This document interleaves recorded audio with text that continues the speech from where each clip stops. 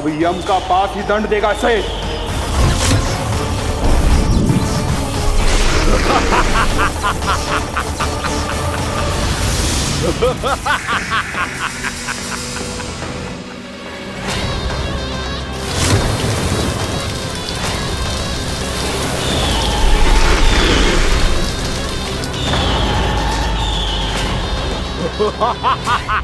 तूने जल की धार को भले ही काट दिया हो दुष्ट, पर हिम में धार नहीं होती। अब मेरी हिम शक्ति तुझे जमा कर नष्ट कर देगी।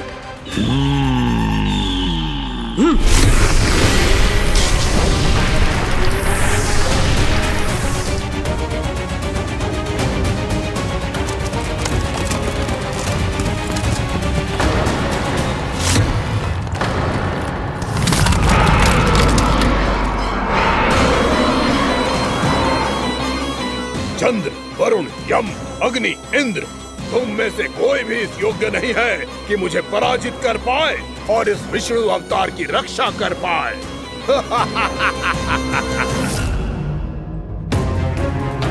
इस असुर को तो देवता कुछ ना बिगाड़ पा रहे हैं। अब क्या होगा खाना का?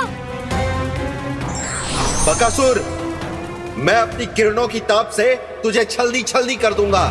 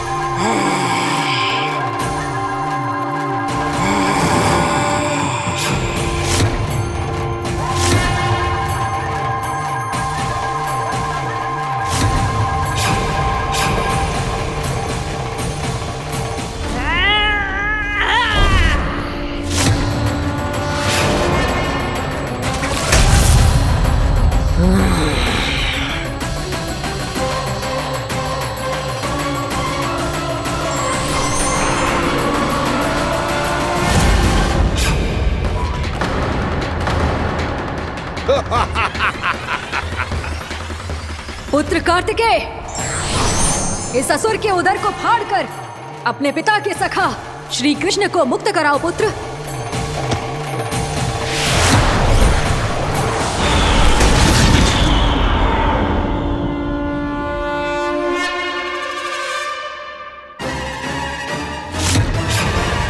मैंने कहा था, तुम में से कोई भी मेरा बाल भी बांका नहीं कर पाएगा। तुम देवताओं का तो सामर्थ्य ही क्या, स्वयं देवों के देव महादेव भी मेरा कुछ नहीं बिगाड़ पाएंगे। कृष्ण को अपने उदर में ही पचा जाऊंगा मैं।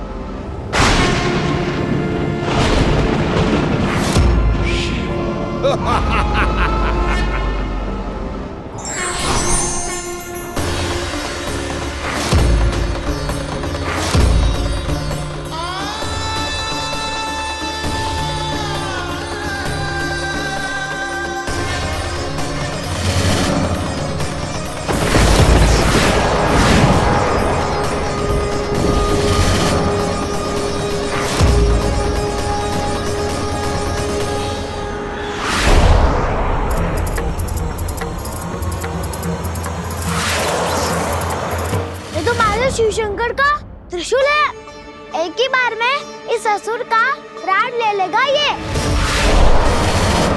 हाँ, महादेव का त्रिशूल।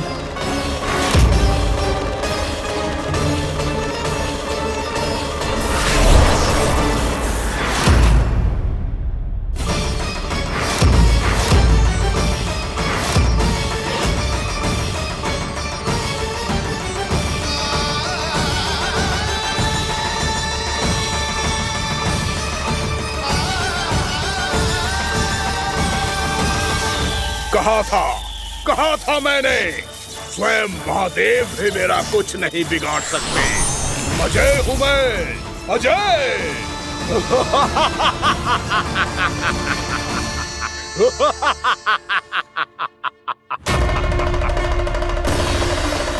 प्रभु, आपके त्रिशूल की महिमा तो अपरंपार है, तो फिर ये ठहर क्यों गया? आपने अपने त्रिशूल को वापस क्यों ले लिया महादेव? इस दुष्ट का संहार क्यों नहीं किया? क्योंकि इसकी मृत्यु मेरे हाथों नहीं, मेरे सखा नारायण के अवतार श्री कृष्ण के हाथों ही होगी, और यही विधि का विधान है। पर पिताजी, श्री कृष्ण तो इस असुर के उदर में फंसे हुए हैं, हम उन्हें मुक्त कैसे कराएंगे? ये उन्हें स्वयं ही मुक्त करेगा पुत्र। श्री कृष्ण अपने अपमान से क्रोधित नहीं होते, पर अपने भक्तों का अपमान वो क्षण भर भी सहन नहीं कर पाते। वकासुर यही भूल कर रहा है, हम सबका निरंतर अपमान करके वो उन्हें क्रोध दिला रहा है। वो ये नहीं जानता कि शीघ्र ही उन्हें अपने उदर में रख पाना उसके लिए असंभव हो जाएगा।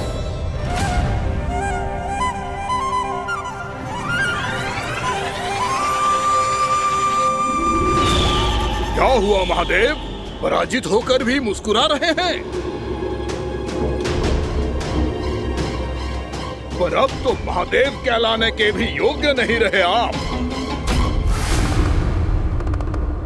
असफल देवताओं की इस अयोग्य सेना को लेकर चले जाइए यहाँ से। ना ये मेरा सामना कर सकते हैं और ना ही आप। मेरी शक्ति के सामने आप अक्षम हैं महादेव।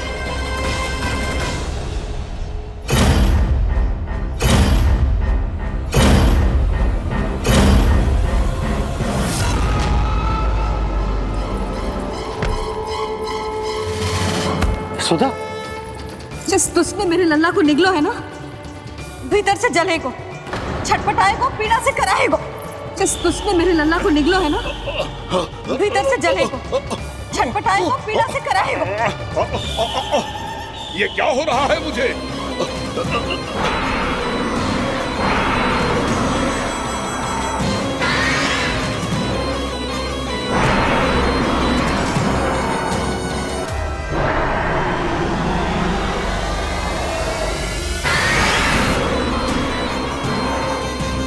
मुझे ऐसा क्यों लग रहा है जैसे भीतर से जल रहा हूं मैं? ये क्या हो रहा है मुझे?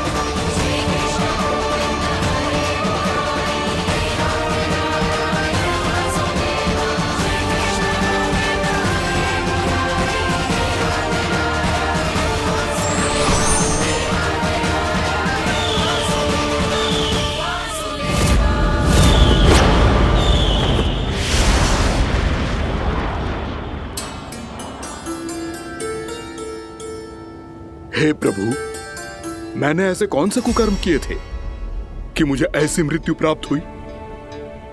और ऐसे कौन से सुकर्म किए थे? क्या आपके हाथों से मुझे मोक्ष प्राप्त हुआ है प्रभु? सीमित स्मरण करो, हे जरीफ की पुत्र वक्कासुर। स्मरण करो, कैसे अपने पिता की तरह अभिमान से भरे हुए थे तुम। स्मरण करो, कैसे हमें पराजित करने के लिए पूरी सृष्टि को संकट में डाल दिया था तुमने, और हमें विवश होकर पराजय स्वीकार करनी पड़ी थी। स्मरण करो, कैसे तुमने देवराज इंद्र का छत्र चुरा लिया था। पर यह सब भी पर्याप्त नहीं था वक्कासुर। तुम्हारे पापों का घड़ा तब भरा था जब तुमने देवी गंगा के जल में साधना करते हुए जजाली मुनि की तपस्या में व्यवधान डाला था।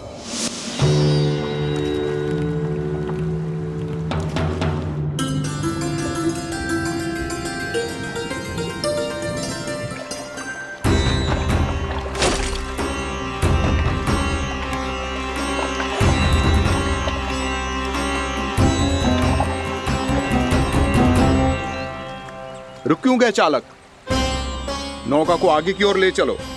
आगे बढ़ना उचित नहीं होगा महाराज। यहाँ से कुछ ही दूरी पर जालजली मुनि तपस्या कर रहे हैं। तो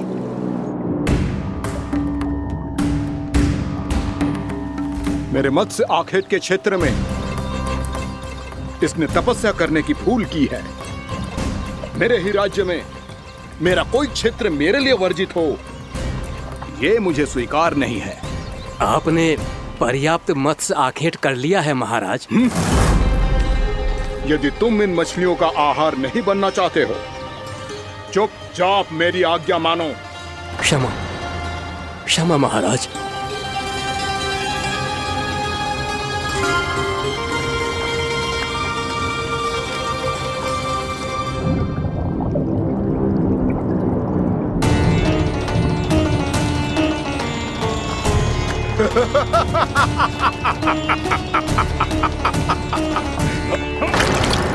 मुनिवर, रक्षा कीजिए, रक्षा कीजिए मुनिवर। हमारे प्राण बचाइए मुनिवर, मुनिवर हमारे प्राण बचाइए।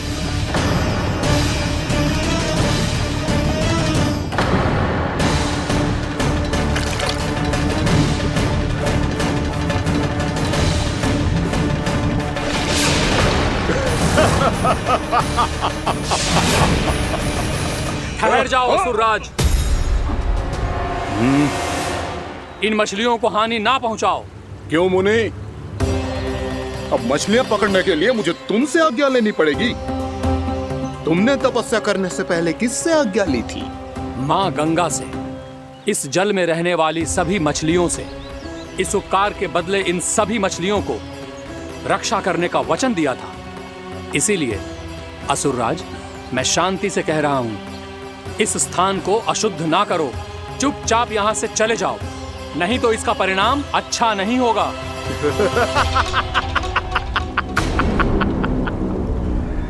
तुम जिन देवताओं की तपस्या कर रहे हो ना मुनि, उन्होंने भी मेरा कुछ नहीं बिगाड़ पाया था, और तुम मुझे धमकी देने का दुस्साहस कर रहे हो।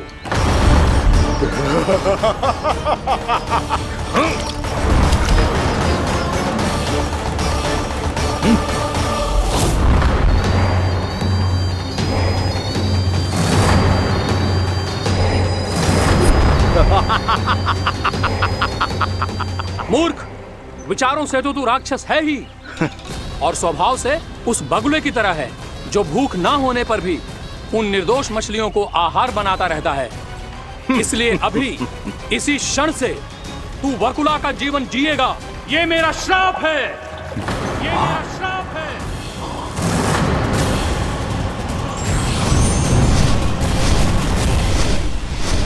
श्राप पाने के बाद तुम्हें आभास हुआ कि तुमने कितना बड़ा अपराध किया था, और तब तुम जजाली मुनि से क्षमा याचना करने लगे। तुम्हारे अपराध बोध को जानकर मुनि श्रेष्ठ शांत हुए और उन्होंने तुम्हें वरदान दिया। श्राप से मुक्ति का एक ही मार्ग होता है असुर, पश्चाताप। तुम्हें अपने भूल का पश्चाताप है, इसीलिए मैं तुम्हें वरदान देता हूं। तुम्हें मेरे श्राप से मुक्ति अवश्य मिलेगी। स्वयं प्रभु श्री नारायण के अवतार इस बगुले के देह के बंधन से तुम्हें मुक्त करेंगे।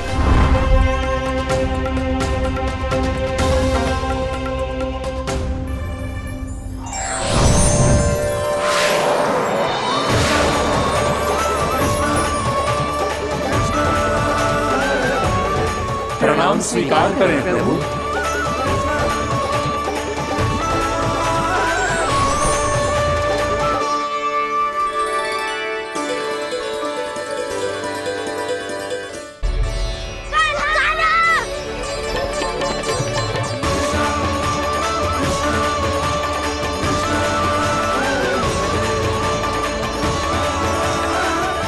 मुझे ना बताओ कि तुम सबने क्या देखा है, चाहे जो देखो है, बस मैया से कछु मत ही बताना। कान्हा!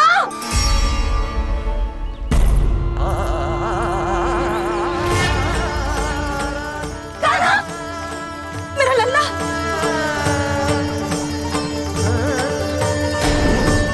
भानु बता रहा था तुझे कोई असुर पंछी निकल गया था। हाँ?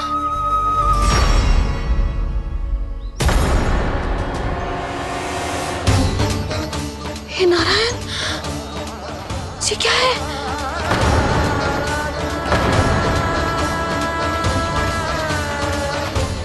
ये सब कैसे हुआ लल्ला?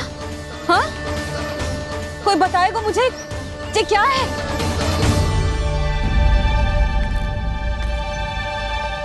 श्रीधामा, मधुमंगल, चिची को सब कुछ बता दो। ये असुर पक्षी मुझे निगलने वाला था रानी भाभी, तभी अंतिम क्षण में कान्हा ने आके मुझे बचा लियो। और ये असुर पक्षी ने कही कि यह है वृंदावन का राजकुमार, नंदराज का लल्ला। इसके होते कोई भी वृंदावन वासियों को हानि ना पहुंचा सकते। रानी भाभी, कान्हा ने अपने प्राणों की चिंता ना करी और इस क्रूर राक्षस से भिड़ गयो और इस राक्षस पक्षी ने इसे निगल लियो। इतना पर्याप्त है भोला काका, सब कुछ बताने की आवश्यकता नहीं है। ये सब देख के सारी बालक मंडली इतनी व्याकुल हो गई कि सबने अपने प्राण अर्पित कर दिए और इस असुर पक्षी से कहे कि हमें खा लो और हमारे सखा को छोड़ दो। इन बालकों का पराक्रम देख के सभी देवतागण यहाँ आ गए और उनके हृदय भी पिघल गए और उन्होंने इस राक्षस पक्षी से युद्ध करके इसे मार गिराया। देवताओं के राजा इंद्र के वज्र का प्रहार तो मैंने अपनी आंखों से देखा है ताई जी। और फिर उसके बाद अग्निदेव ने अग्निवस्त्र का प्रहार किया। जय ना काकी, वरुण देव, कार्तिकेय, यमदेव सबने मिलके युद्ध किया इस राक्षस से। कहा था अभी मत बोलना। अरे सब मिलके फंसा दोगे मुझे। भद्रकाली, हमारे शिव शंकर भी आए थे छोटी माँ। जाओ आप भी। बाबा साईता, मुझे लगता है कि ये कान्हा भी इन्हीं देवताओं में से एक है। संभव तो है चीची। स्मरण है, पूतना और तृणावर्त के आक्रमण के समय भी ऐसा ही हुआ था। सभी राक्षस मारे गए थे, पर अपने कान्हा को एक खरोच तक न आई थी। हाँ जीजी, मुझे लगता था कि श्री नारायण की विशेष कृपा है हमारे कान्हा पे, पर अब तो देख के लग रहा है कि हमारा कान्हा ही स्वयं श्री नारायण है। या फिर उनका अवतार है ये। अरे बस करो तुम सब, ऐसा कछु ना है। अरे जितनी बात सुनी है उससे तो यही लग रहा है कि कान्हा देवताओं और असुरों की युद्ध के बीच में फंस गया था। उसका इस सब से कोई लेना देना ना है। तो फिर इसके तन पे एक भी खरोच क्यों ना आया नंदराज? हाँ,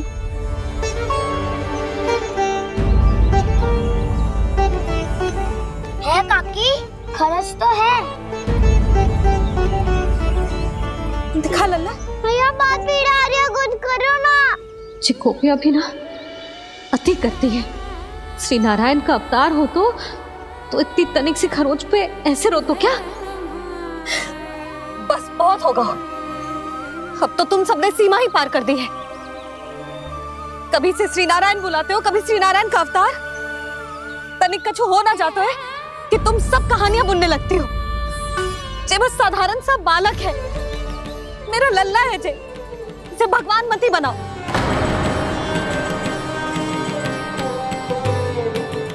और तू, क्या आवश्यकता थी तुझे यहाँ आने की? हाँ, वो भी मुझे बिना बताए। मेरे साथ छल करके आए हो तू। अब तू घर चल, ऐसा दंड दूंगी ना कि मैया बहुत पीड़ा हो रही है। मैया बहुत पीड़ा हो रही है मैया। हाँ नन्ना, तू घर चल, मैं तुझे औषधि लगा दूंगी। हल्दी का लेप लगाऊंगी ना, झट से ठीक हो जाएगा। चल चल।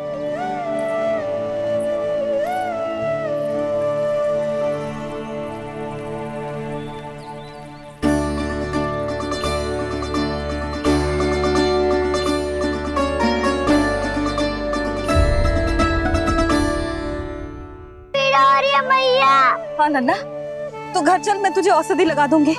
हल्दी का लेप लगाऊंगी ना, झट से ठीक हो जाएगा। चल चल।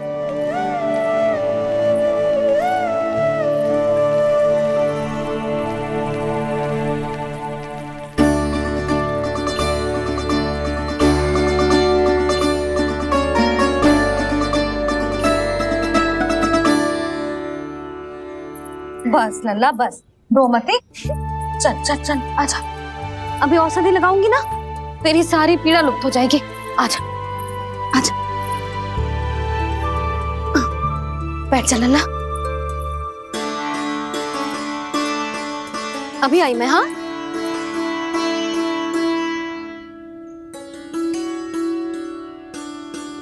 मैया। अरे तू अभी तक रो रो है? क्या कह रही थी सारी गोपियां? बता। के मेरा लल्ला श्री नारायण का अवतार है, दिव्य है, भगवान है। और जो भगवान इतनी छोटी सी चोट पे रोते हैं क्या? इतनी तो लगी भी ना है तुझे, जितना तो तू आ ऊ कर रो है।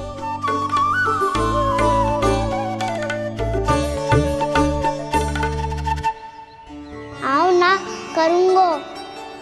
आप ऐसे दुलार थोड़ी करोगी। ओहो, वृंदावन का गौपालक जो इतनी छोटी सी चोट पे रोता है ना? गोप बालकों का मुखिया इतनी छोटी सी चोट पे रोता है? मेरा लल्ला तो सबसे शक्तिशाली है। इतनी छोटी सी चोट तो क्या, बड़े बड़े राक्षसों से भी ना घबराता है। हाँ, एक बार में सबको समाप्त कर देता है कि ना? हाँ मैया, यदि कोई राक्षस वृंदावन की ओर तेरी दृष्टि करके आएगा, तो सबसे पहले कान्हा को सुरक्षा में खड़ा पाएगा। फिर चाहे जो बाल बन के आए या बगुला बन के।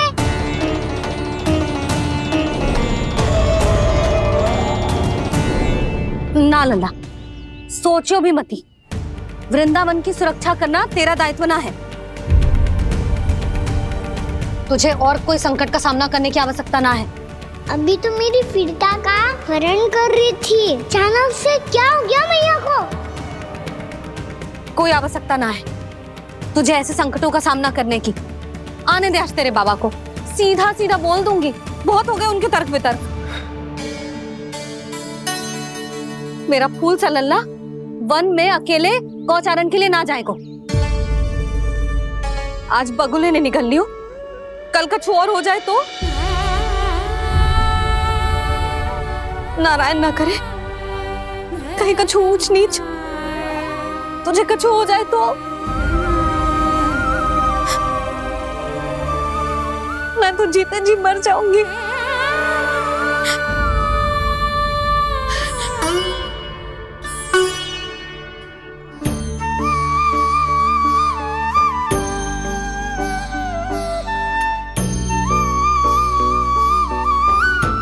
वीर लल्ला की वीर मैया इतनी सी बात तो रोती है क्या? क्या करूं कान्हा, तुझे ऐसे बार बार संकट के मुंह में जाते हुए ना देख सकती मैं। तो फिर मैया मैं वचन देता हूँ, आज के बाद मैं गौचारण के लिए तभी जाऊंगा जब आप आज्ञा दोगी। पक्का? छल ना करेगो ना मेरे साथ? मैंने कब छल करो मैया? अच्छा ठीक है, ना करूँ छल। यदि आपसे पूछे बिना बाहर निकलो तो तो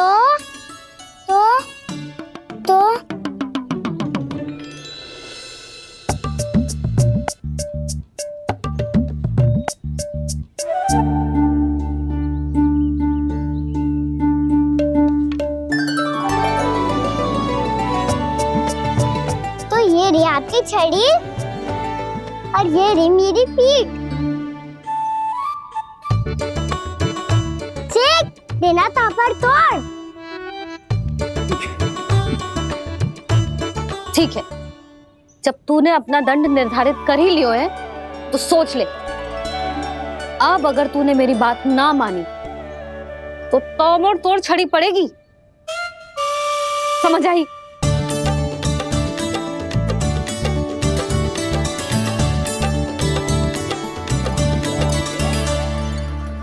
अच्छा ही है कि कान्हा कुछ दिन घर ही रहे। आज वन में जो हुआ है अवश्य कंस ने ही करवाए हुए वो सब।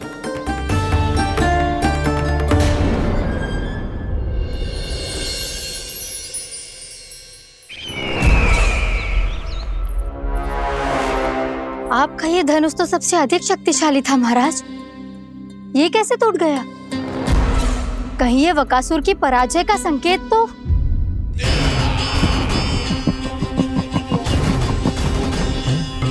प्राप्ति, लगता है तुम्हें शुभ समाचार मिला नहीं। उस बकासुर ने उस विष्णु अवतार को जीवित ही निगल लिया है। अरे अब तक तो उस नन्हे से बालक को पचा भी चुका होगा वो। उसके तन में रक्त बनकर वो विष्णु अवतार और उसकी शक्तियां दौड़ रही होंगी। क्षमा कीजिए महाराज। क्षमा कीजिए, इस अशुभ से मुख से शुभ समाचार आने दो। माथे के बल को ढीला करो, चेहरे पर मुस्कान लाओ और कहो, महाराज, वृंदावन में मातम फैल चुका है। मैं ऐसा ही करता महाराज, यदि सूचना सत्य होती तो।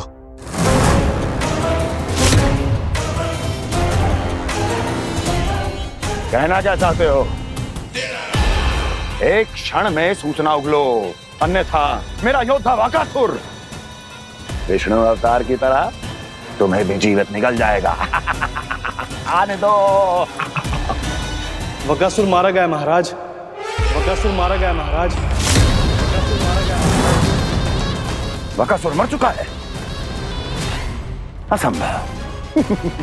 असंभव।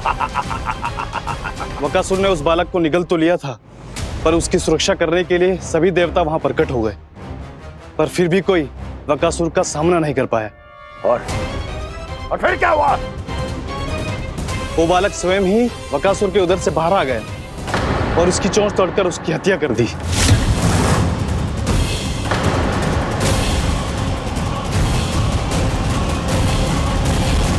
वन में बकासुर की चोंच टूट गई और यहाँ आपका ये धनुष।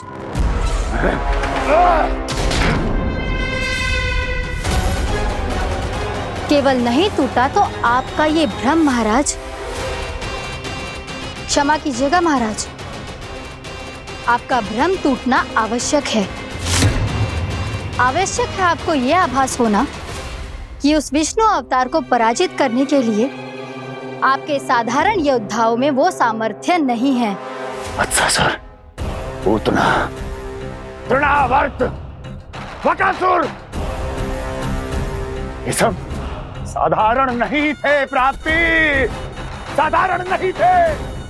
फिर तो ये और भी अधिक चिंता का विषय है महाराज, क्योंकि इसका अर्थ तो यही हुआ कि वो विष्णु अवतार कुछ अधिक ही असाधारण है और उसका सामना करने के लिए और उसे मिट्टी में मिलाने के लिए आपको एक ऐसे अस्त्र की आवश्यकता है जो उसके सामने ना झुके और ना ही टूटे।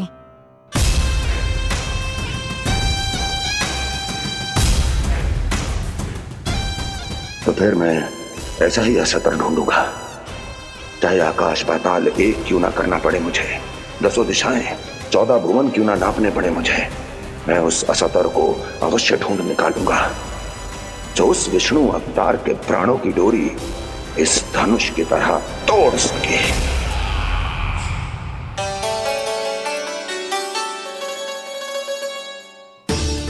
थैंक्स पापा, मैंने मैया को वचन दिया है कि जब तक नहीं चाहेंगी मैं वन नहीं जाऊंगा। इसलिए आप मुझे मारने के लिए कोई शक्तिशाली असुर ढूंढने में व्यस्त रहो। कुछ दिन तब तक मैं व्यस्त रहूंगा अपनी मैया की सेवा करने में।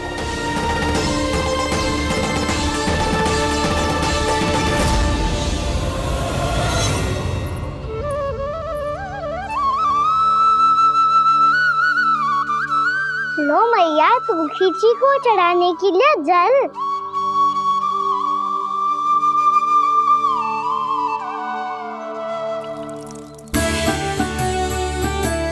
लो मैया, और आटा।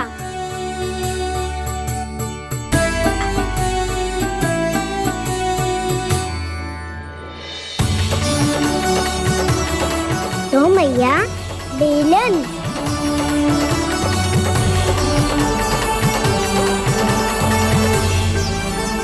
ले तनिक खा ले। ओ मैया, भूख ना लगी है।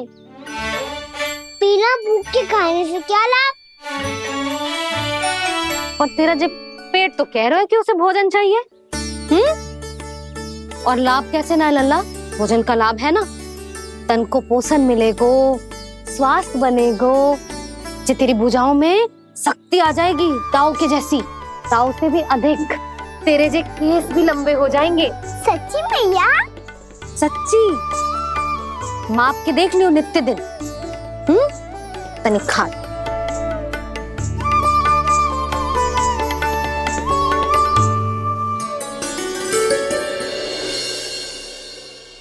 मान के मैया का कहना, छक के भोजन खाते हैं,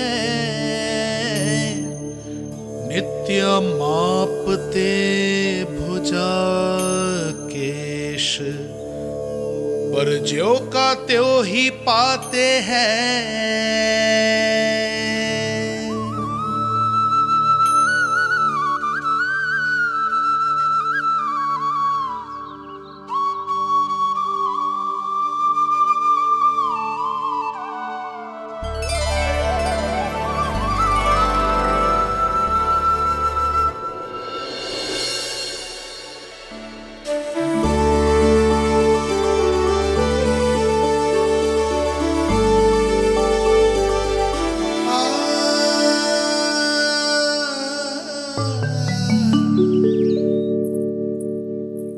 ले लल्ला, फल खा ले। ना, मुझे ना खाने फल वल। क्यों? लंबे केस और शक्तिशाली भुजाएं ना चाहिए? व्यर्थ है ये सब।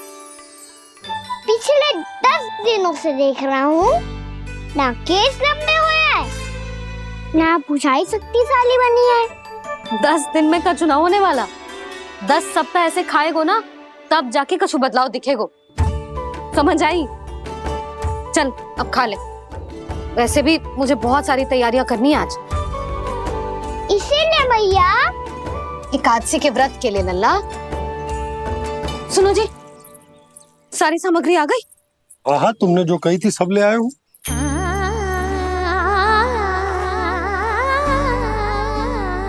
इसमें नारियल तो है ही ना, उसके बिना मैं एकादशी की पूजा कैसे करूंगी? यशोदा, मैंने भोला से कह दिया, वो लेकर आते ही होगा। घबराओ मत। कैसे ना घबराओ जी, आपको पता है ना एकादशी का व्रत मेरे लिए कितना महत्वपूर्ण है। पता है।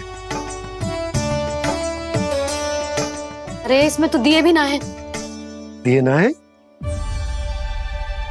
अब मैं अभी लेकर आता हूँ। आप रहने दो, मैं ही लेके आती हूँ। भक्त भोला राम के यहाँ से? भक्त भोला राम? मेरा अर्थ है कुमार भोला यहाँ के यहाँ से। हाँ हाँ, वो ही।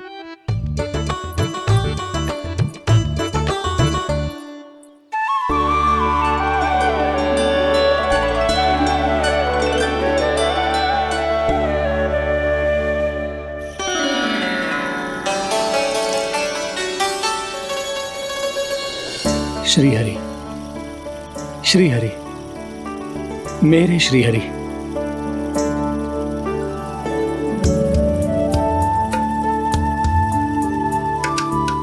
मेरे श्री हरि।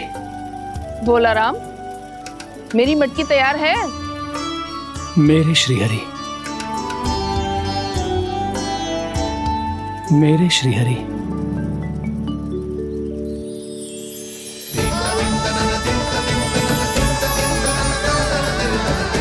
भोला राम,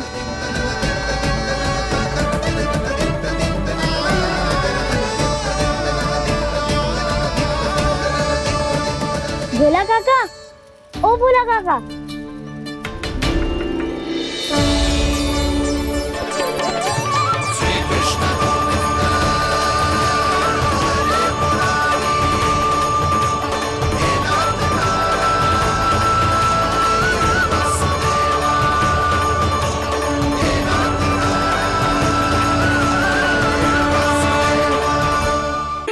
श्री हरि प्रसन्न हो गए।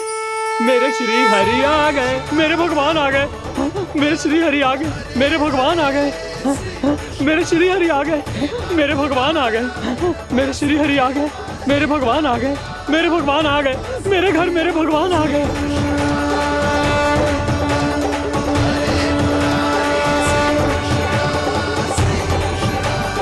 मेरे घर आ गए, मेरे श्री हरि आ गए। हाँ, मेरे श्री हरि आ गए। जे तो बावले थे ही, अब बालकन को भी साथ में मिला लिए। उज्जवल क्या कर रहा है? अरे ठहर जा भोला।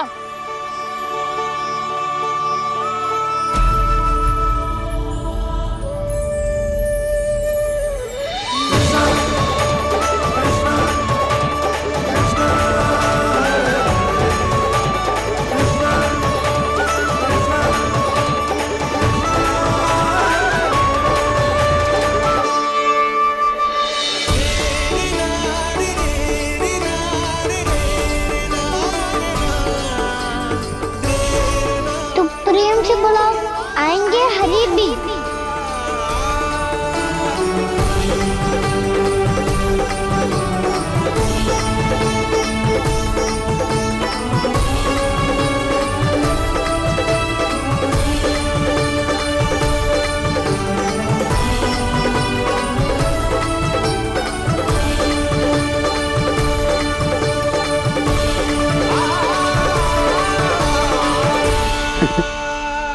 क्या वो गाना? किसकी धुन में झूम रहा तू? निर्मल निशा भक्ति की धुन में।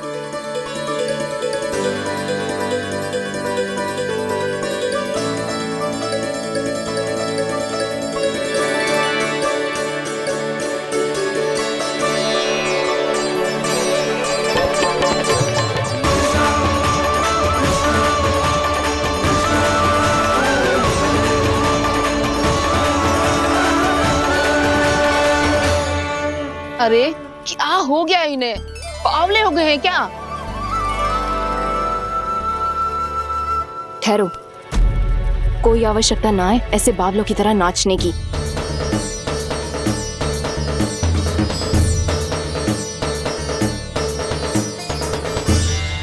बावले ना है मौसी, भक्ति में रम गए। बस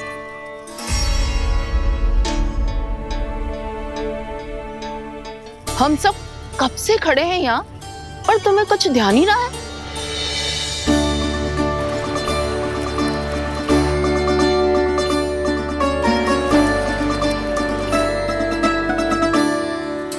नाच गाने में ऐसे मगन हुए कि हमें देखा भी ना। मुझे नाचते हुए देख मेरे श्री हरि को इतना आनंद आ रहा था कि मैं अपने आप को रोक नहीं सका। और वैसे भी मेरे जन्म का एकमात्र उद्देश्य है श्री हरि की सेवा करना, श्री हरि को प्रसन्न करना।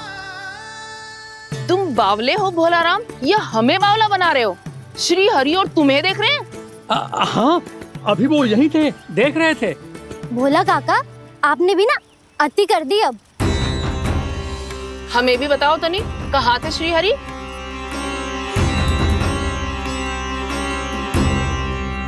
ना जाने अपना उपहास करवाने में क्या आनंद आता है इन्हें।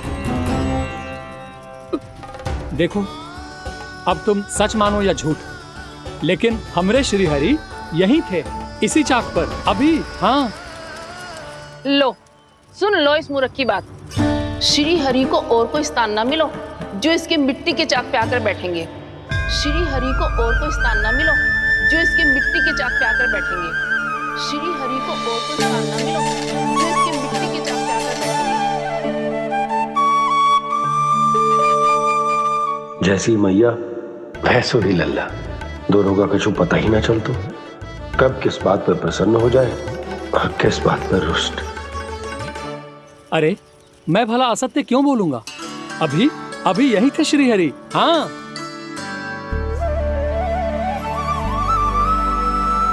हाँ, जैसे श्री हरि को तो कोई कार्य है ही ना, वो तो आतुर होके बैठे रहते हैं कब तुम हरि हरि बुलाओ और वो दौड़े चले आए। भगवान तो भक्तों के पास आने के लिए सदैव आतुर रहते हैं, बल्कि सत्य तो यह है कि भक्तों के मन में ही निवास करते हैं भगवान।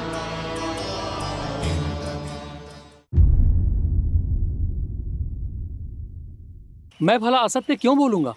अभी अभी यही थे श्रीहरि। हाँ,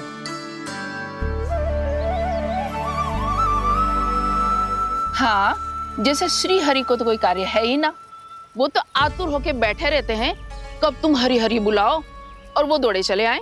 भगवान तो भक्तों के पास आने के लिए सदैव आतुर रहते हैं, बल्कि सत्य तो यह है कि भक्तों के मन में ही निवास करते हैं भगवान।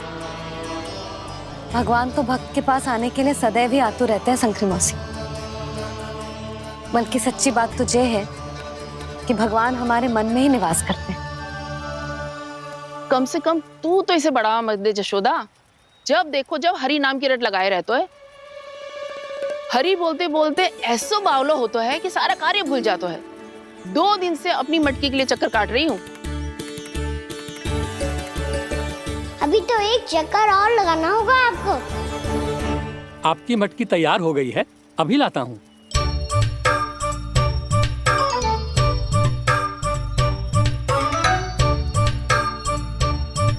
लो जी मटकी।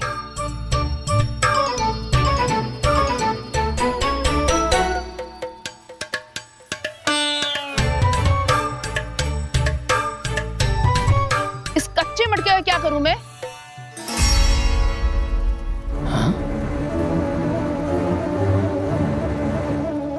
पर इसे तो मैंने भट्टी में पकाया था। अब तू ही देख ले कितना ध्यान रहता है इस कार्य पे।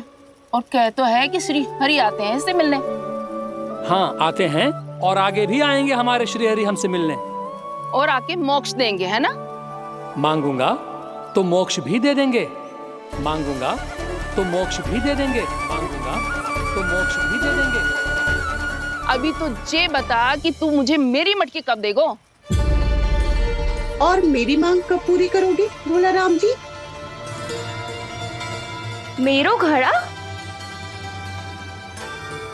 मेरे दिए तो तैयार है ना? कल एकादशी की पूजा और व्रत के लिए। एकादशी का व्रत? हाँ, एकादशी का व्रत। इसे करने से श्री हरि बहुत प्रसन्न होते हैं। अच्छा, फिर तो अभी लाया।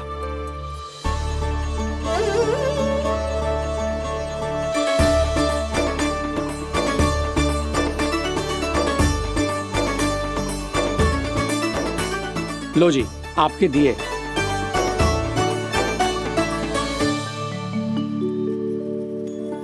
और जो हमने मांगा है वो? बाकी सब शेष द्वादशी के दिन मिलेगा, क्योंकि कल मैं भी एकादशी का व्रत रखूंगा, क्योंकि कल मैं भी एकादशी का व्रत रखूंगा, क्योंकि कल मैं भी एकादशी का व्रत रखूंगा।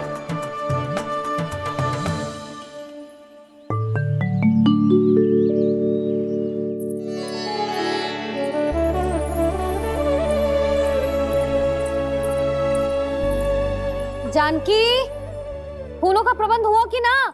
हाँ भाभी, जे रहे। सदैव विलंब कराती है। पर भाभी इस बार तो फूल समय से ही लाई थी। क्या हुआ जशोदा? अभी तो पूजा की तैयारी ना हुई? देखो ना मौसी, ये जानकी ना कुछ छूट ही जाता है इसके कारण। एकादशी की पूजा और व्रत आते ही जसोदा भाभी इतनी वग्र हो जाती है। ऐसो क्या होगा इस पूजा में?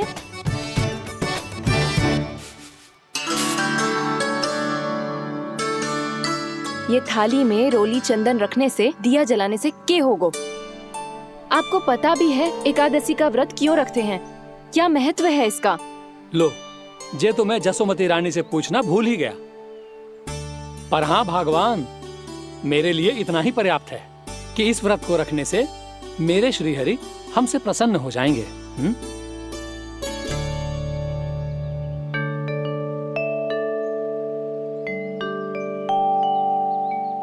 नारायण ही जाने ऐसे कैसे पूजा करते हैं जे श्री हरि की एक मूर्ति तक ना है इनके पास।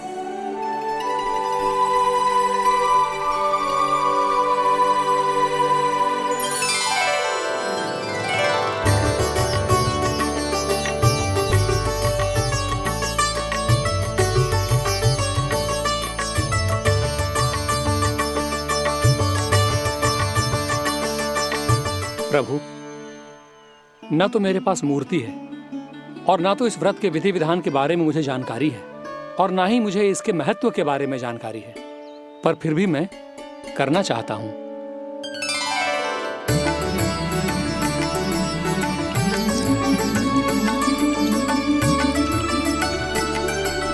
इसीलिए मैं दृढ़ संकल्प लेता हूं, पूरी निष्ठा के साथ, श्रद्धा के साथ और पूरी आस्था के साथ मैं इस व्रत को संपन्न करूंगा।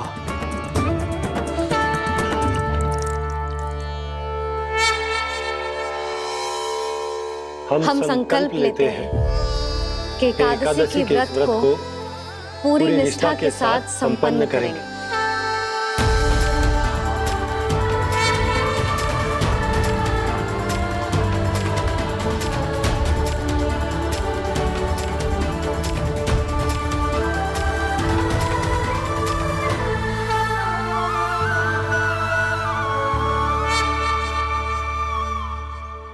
तुलसी जी के पत्ते तो हैं ही ना।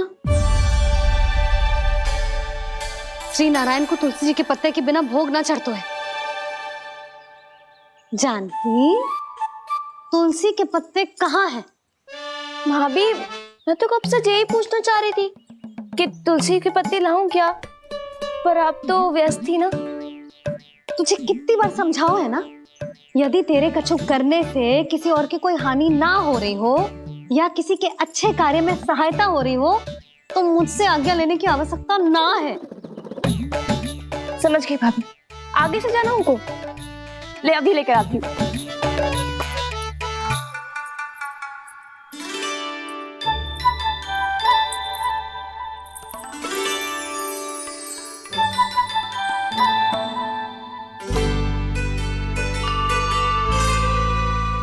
ताऊ, आपने पहले ये व्रत करो है?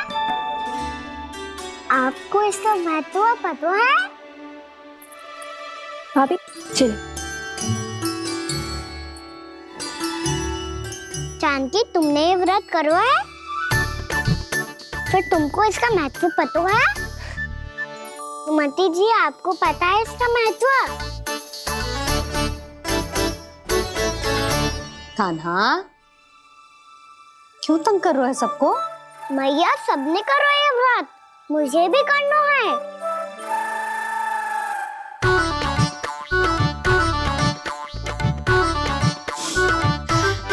ये व्रत केवल बड़ों के लिए होती है लल्ला।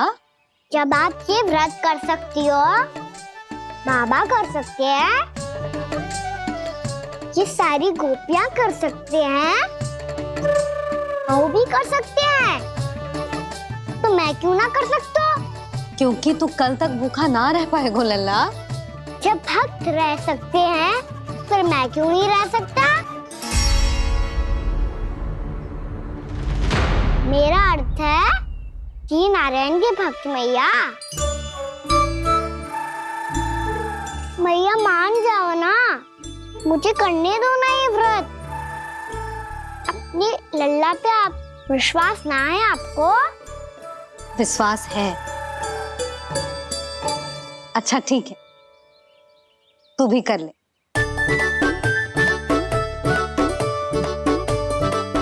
पर मैया व्रत की कथा तो सुनाओ, मैं तो अबध हूँ ना। मुझे कैसा पता चलेगा कि ये व्रत करते क्यों है?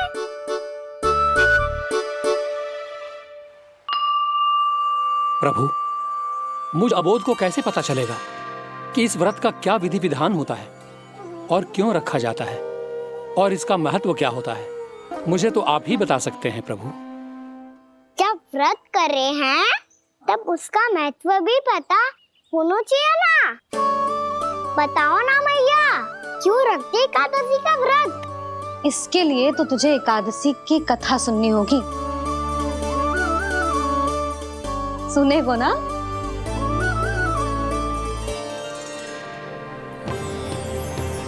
वसुदेव सुतं देवं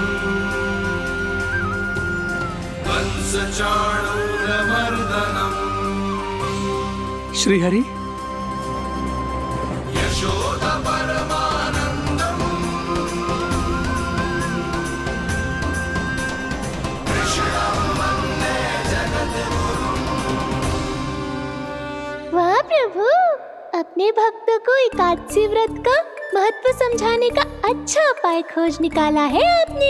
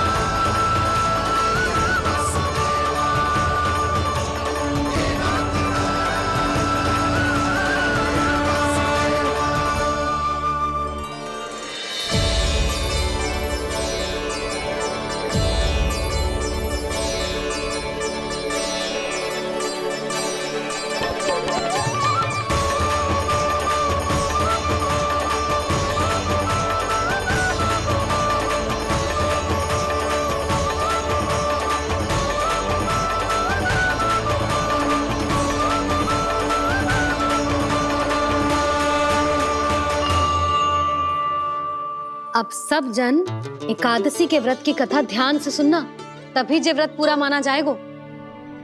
समझो लल्ला?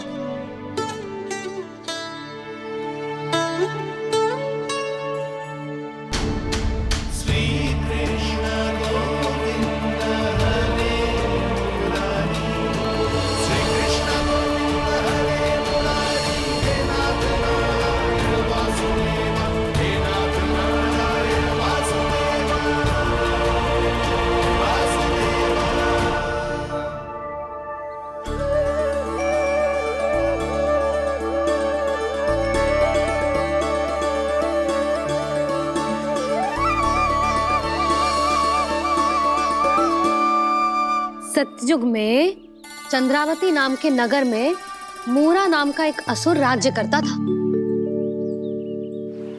ओम ब्रह्मदेवाय नमः। ओम ब्रह्मदेवाय नमः। ओम ब्रह्मदेवाय नमः।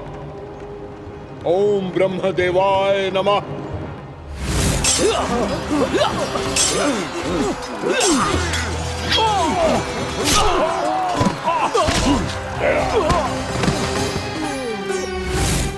ओम ब्रह्मदेवाय नमः। ओम ब्रह्मदेवाय नमः। जब उसने देवताओं के हाथों असुरों की पराजय देखी, तब वो वरदान पाने के उद्देश्य से ब्रह्मा जी की तपस्या करने चला गया।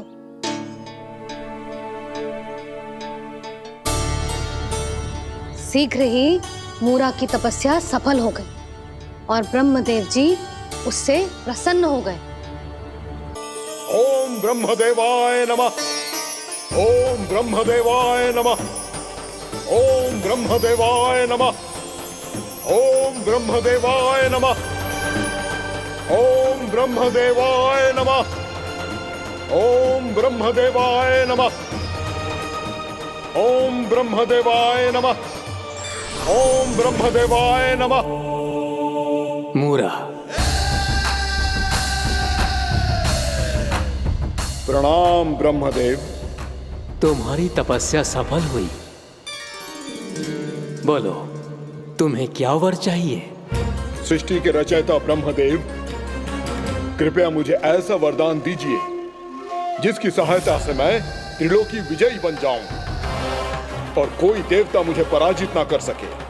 यहां तक कि देवताओं के रक्षक, सृष्टि के संचालक भगवान श्री विष्णु के लिए भी मैं अपराजय रहूं। तथास्तु, तथास्तु, तथास्तु। प्रणाम ब्रह्मदेव।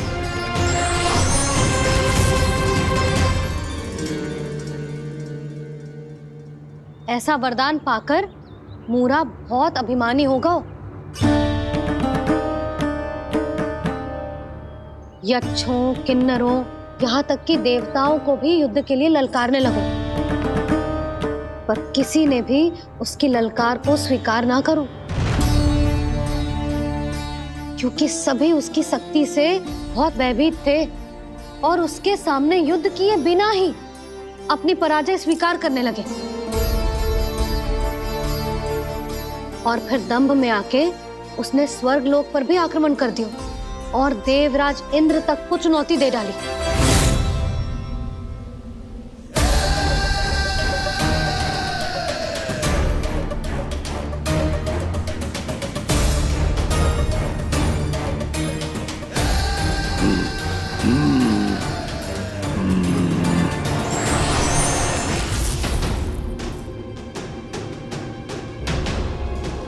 मैं प्रतीक्षा कर रहा हूं देवराज, क्या उत्तर है तुम्हारा? मुझसे युद्ध करोगे या फिर बिना लड़े ही पराजय स्वीकार कर मेरे अधीन हो जाओगे और सौंप दोगे मुझे अपना ये स्वर्ग लोक? सारी शक्ति तुम्हारे मुख में है या कुछ बाहुबल भी है तुम्हारे पास? मैं तुम्हारी चुनौती स्वीकार करता हूं मूरा, मैं तुम्हारी चुनौती स्वीकार करता हूं मूरा।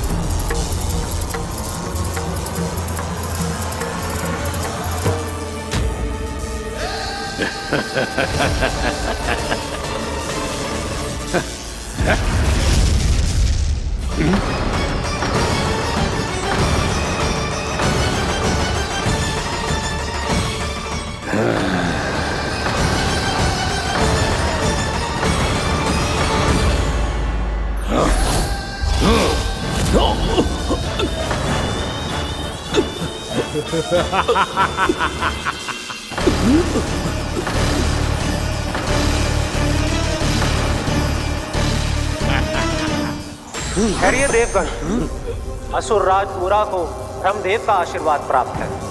आप में से कोई भी इन्हें पराजित नहीं कर पाएगा।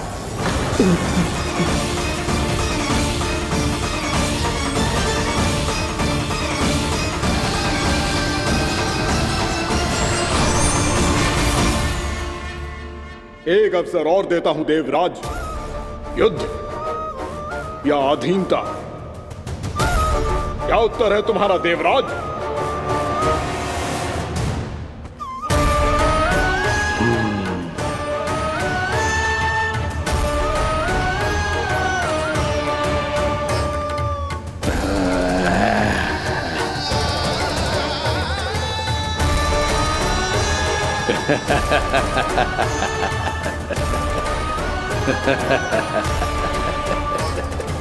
इंद्र और सभी देवताओं ने मूरा के आतंक में आके उससे भयभीत होके अपना सिंहासन छोड़ दियो।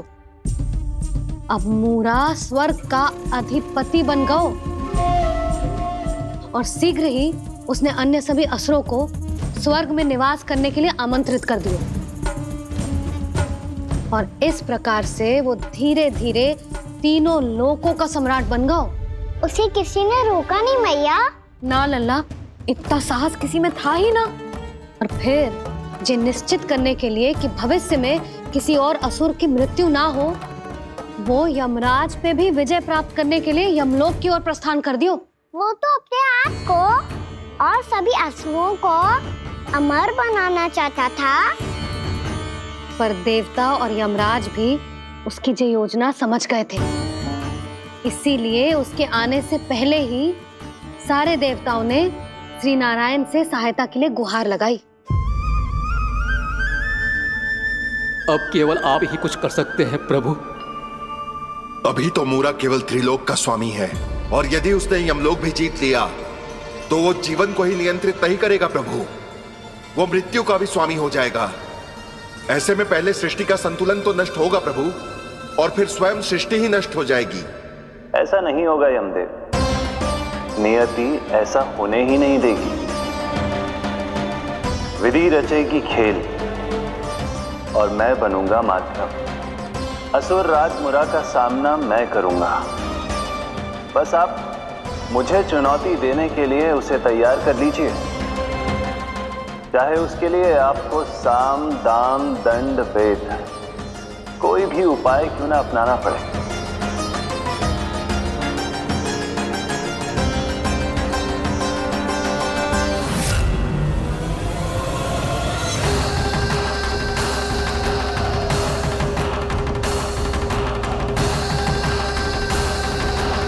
आप तो मेरी प्रतीक्षा में पहले से ही खड़े हैं यमदेव। तब तो आपने मेरी चुनौती के बारे में भी सुना ही होगा। कहिए, क्या उत्तर है आपका?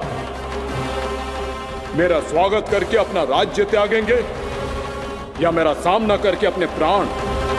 असुर राज मुरा का सामना मैं करूंगा। बस आप मुझे चुनौती देने के लिए उसे तैयार कर लीजिए, चाहे उसके लिए आपको साम दाम दंड भेद कोई भी उपाय क्यों ना अपनाना पड़े।